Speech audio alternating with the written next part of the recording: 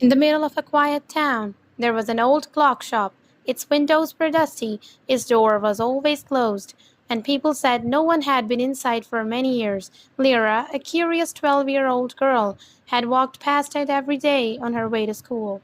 Something about the shop always pulled her attention. She loved clocks.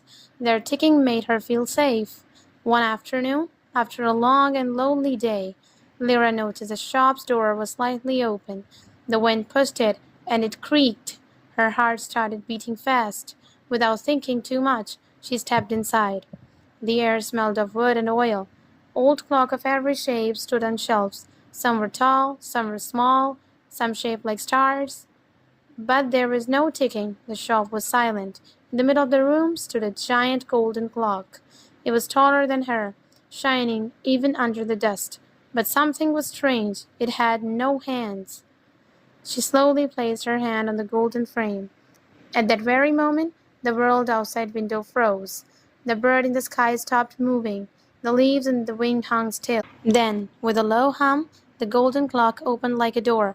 Behind it was a glowing passage. Lyria's curiosity was stronger than her fear. She stepped inside. She found herself in a world unlike anything she had seen before. The sky swirled with colors. Rivers made of silver light flowed beside the path. Strange creatures moved around her. Some were made of seconds, small and fast like tiny sparks. Others looked like minutes, taller and slower, their bodies like moving sand. She even saw a huge creature, heavy and powerful, shaped like an hour. "Where am I?" she whispered. A little bird with silver feathers answered, "You are in the world of time." The bird's voice was soft, but its eyes were sharp. "I am Tick, a second-hand bird. You have opened the clock because time needs you." "Me? Why?" Lyra asked, confused. Tick flapped his tiny wings. "The heart of time, the first tick, had been stolen. Without it, time in your world will break. Days will stop or run too fast. You must help us get it back." Before Lyra could ask more, a shy boy stepped out from behind a tree. His body looked like it was made of sand, and grains fell softly from his arms. "I am Sando," he said. "I will guide you."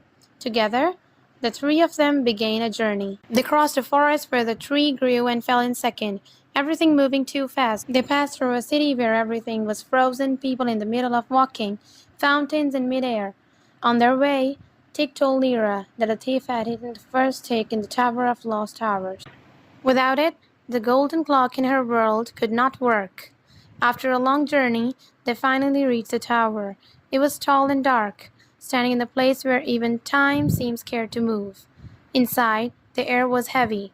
At the very top of the tower, on a stand, they saw the glowing first tick, like a beating heart, but standing beside it was a thief. Lyra gasped. It was the old man, a clockmaker. "I know you," Lyra said. "Your picture was on the wall of the shop." The man's face was sad. "Yes," he said, "I was a keeper of time, but I grew tired. People wasted their days. They forgot the value of every tick. So I wanted to stop the time forever." "You can't do that," Lyra said bravely. "Even if people waste it, time is precious. It gives us chance to change." Her words made him pause. For a moment, silence filled the tower. Lyra walked closer. "Please, give it back. Let everyone try again." The old man looked at her, and something in his heart softened. Slowly he picked up the first stick and placed it in her hand.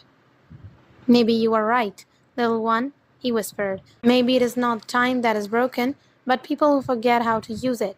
As soon as Lyra touched the glowing heart, the warm light spread around her. The tower shook, and everything began to move again.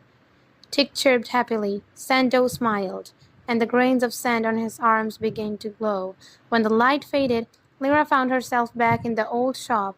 The golden clock now had shining hands, ticking gently. Through the window, the bird flew, and the wind moved again. She stepped out of the shop, her heart full of wonder. Time was flowing again, but now she saw it differently. Every second felt like a gift. From that day on, Lyra never walked past the shop without smiling. The golden clock behind the dusty glass seemed to wink at her, as if saying, "Thank you for saving us." And though she never told anyone about the world of time, she kept its secret close to her heart. using every moment wisely. Please like and subscribe my channel.